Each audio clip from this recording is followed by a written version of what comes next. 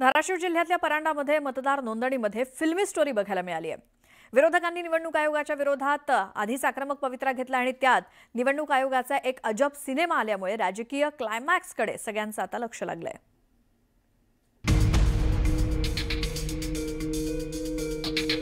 Amar Akbar Anthony या सिनेमातील 3 वेगवेगळ्या धर्माच्या सख्ख्या भावांची स्टोरी सुपरहिट झाली होती।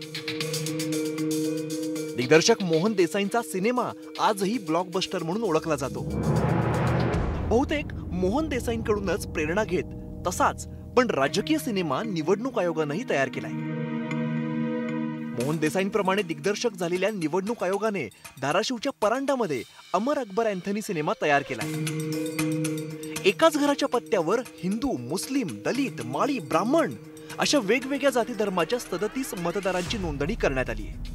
या कागदपत्रांवरून हा सर्व घोळ स्पष्ट झालाय आणि धक्कादायक बाब म्हणजे 37 पैकी 5 मतदार उत्तर प्रदेशातील असल्याचा आरोप करण्यात येतोय।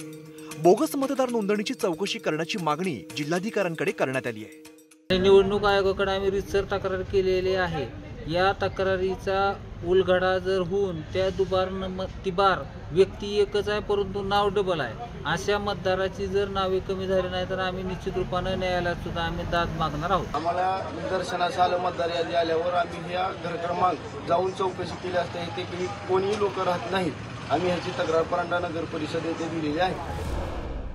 विशेष म्हणजे ज्या घराच्या पत्त्यावर ही नोंदणी करण्यात आली ते घर शिंदेच्या शिवसेनेच्या माजी नगरसेवकाचं असल्याचं सांगितलं जात आहे। मागील वर्षी परांडा विधानसभा मतदारसंघातील निवडणूक अतिशय चुरशीची झाली होती। अवघ्या 1,500 मतांच्या फरकाने शिंदेच्या शिवसेनेचे तानाजी सावंत विजयी झाले आणि त्याच मतदारसंघात एकाच घराच्या पत्त्यावर वेगवेगळ्या 37 मतदारांची नोंदणी होणं यांचा काही संबंध तर नाही ना असा प्रश्न विरोधकांनी उपस्थित केलाय।